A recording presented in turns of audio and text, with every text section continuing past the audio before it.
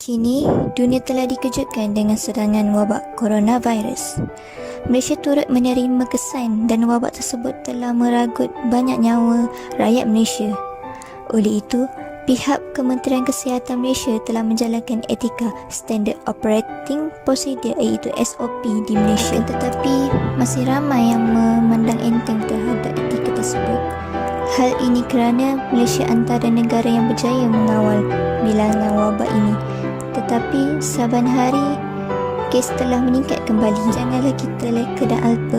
Kita masih belum menang. Kami daripada kumpulan Syaja'ah ingin mengupas mengenai isu etika SOP dan kesihatan di Malaysia. Pada 18 Mac 2020, Malaysia mengambil inisiatif dengan mengenakan Perintah Kawalan Pergerakan PKP sebagai langkah pencegahan untuk mengawal penyebaran wabak pandemik COVID-19 yang telah menular di negara kita.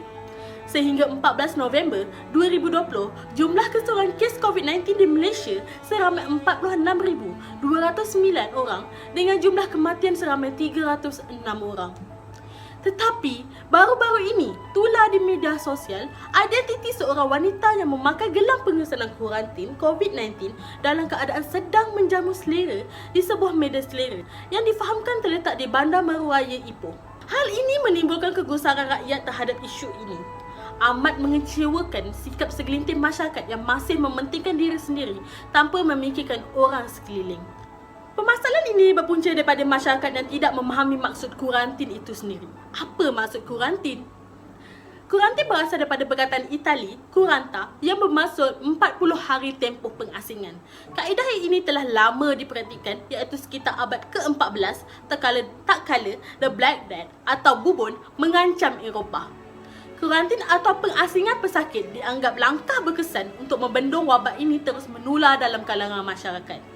Dalam konteks pandemik COVID-19, tindakan kerajaan adalah selari dengan kaedah fiqh yang menyarankan semua yang membahayakan nyawa hendaklah dihindarkan iaitu dengan melarang pergerakan dan perhimpunan beramai-ramai seperti institusi-institusi yang kurang kritikal ketika mendepani pandemik COVID-19.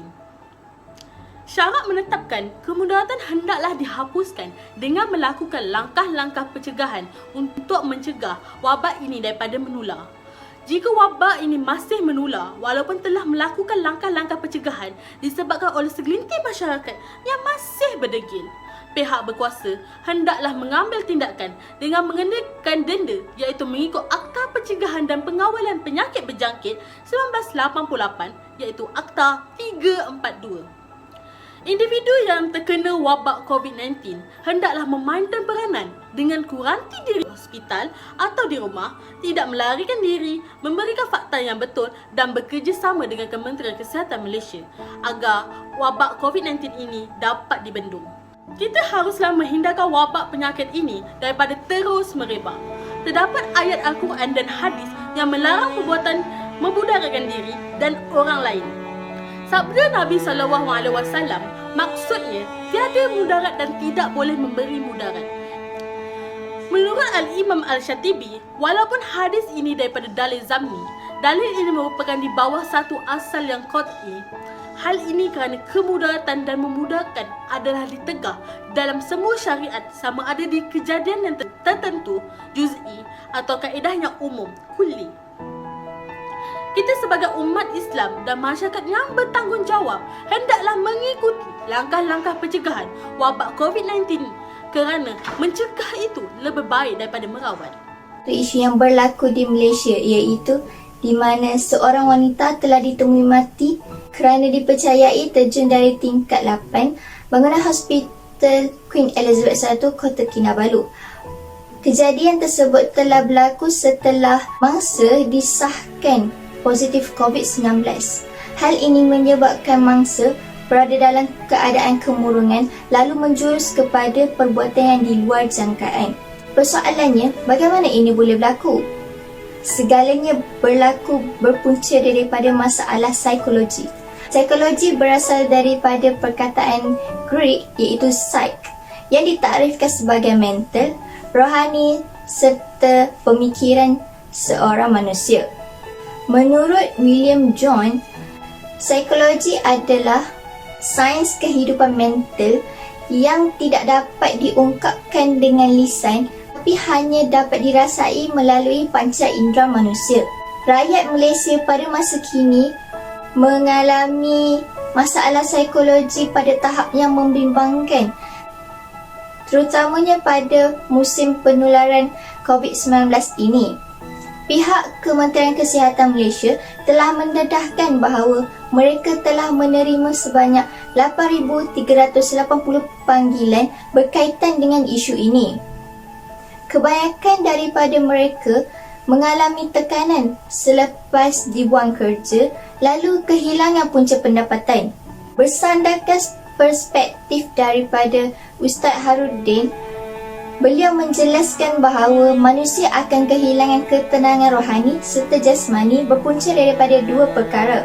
Yang pertama, di mana rasa kekecewaan yang terlalu mendalam berpunca daripada gagal mencapai sesuatu keinginan. Oleh itu, kita dinasihatkan untuk sentiasa bertawakal kepada Allah, terreda setelah berusaha bersungguh-sungguh untuk sesuatu pekerjaan. Yang kedua adalah akibat daripada kekosongan jiwa daripada nilai-nilai murni yang luhur.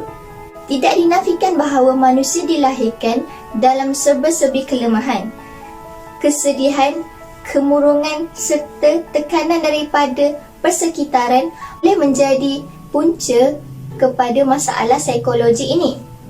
Dipetik pula daripada pandangan Ibnu Katsir yang menjelaskan bahawa Allah Subhanahu Wa Taala sentiasa menguji hamba-hambanya mengikut tahap keimanan hamba-hambanya itu sendiri.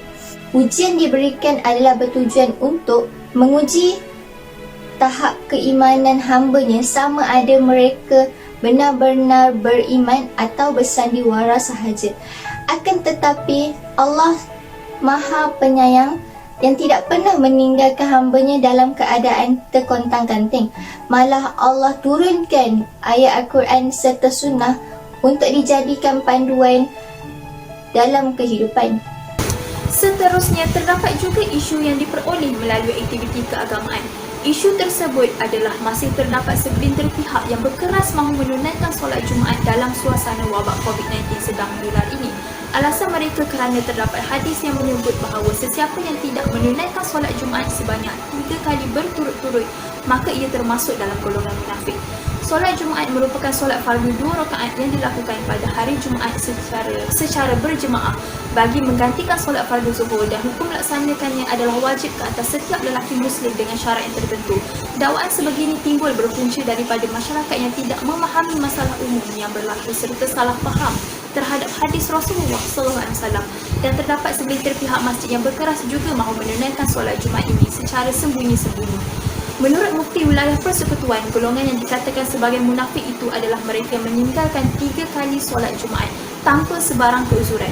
Sedangkan situasi yang berlaku sekarang adalah umat Islam sedang berada dalam darurat kesihatan disebabkan penularan wabak COVID-19 ini. Allah Subhanahu Wa Taala telah berfirman, "Wahai orang-orang yang beriman, taatlah kamu kepada Allah dan taatlah kamu kepada Rasulullah SAW dan kepada orang-orang yang berkuasa dari kalangan kamu."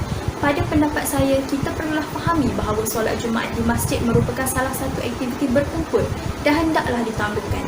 Justru itu, mentaati arahan dari pemerintah ini adalah penting kerana arahan itu juga selari dengan Al-Quran yang mengarahkan kita tidak menjerumuskan diri kepada kerosakan termasuk kematian akibat COVID-19. Selain itu, kita tidak mahu ia mendorong kewujudan kluster baharu berpunca daripada aktiviti masjid. Kesimpulannya, kita perlulah fahami hadis Rasulullah SAW mengenai solat Jumaat ini secara menyeluruh dan gantikan solat Jumaat ini dengan solat zuhur di rumah masing-masing. Semoga dugaan ini membuatkan kita ingin beribadah dengan lebih baik apabila pintu masjid telah bersedia untuk dibuka kepada jemaah yang ramai. Kesimpulan yang dapat saya simpulkan, kita haruslah menerima dan mematuhi setiap arahan yang telah diberikan oleh pihak kerajaan untuk membendung penularan wabak COVID-19. Sebagai hamba Allah, kita juga haruslah percaya terhadap qada dan qadar yang Allah telah aturkan kepada setiap hamba-Nya mengikut ketepatan konsep hukum negara yang pertama, iaitu kepercayaan kepada Tuhan. Pengajarannya, marilah kita berganding bahu dan membanteras wabak COVID-19 ini. Bangkitlah Berdirilah bersama-sama dengan barisan hadapan dengan mematuhi etika SOP yang telah ditetapkan. Pengajaran yang saya peroleh daripada topik ini adalah penjagaan hubungan dengan Tuhan amat penting bagi mewujudkan masyarakat yang prihatin dan berdisiplin, seperti membendung kewujudan kluster baru COVID-19 dan menyedari bahawa memerangi COVID-19 ini adalah tanggungjawab bersama, bertepatan dengan konsep kesopanan dan kesusilaan sebagaimana yang termaktub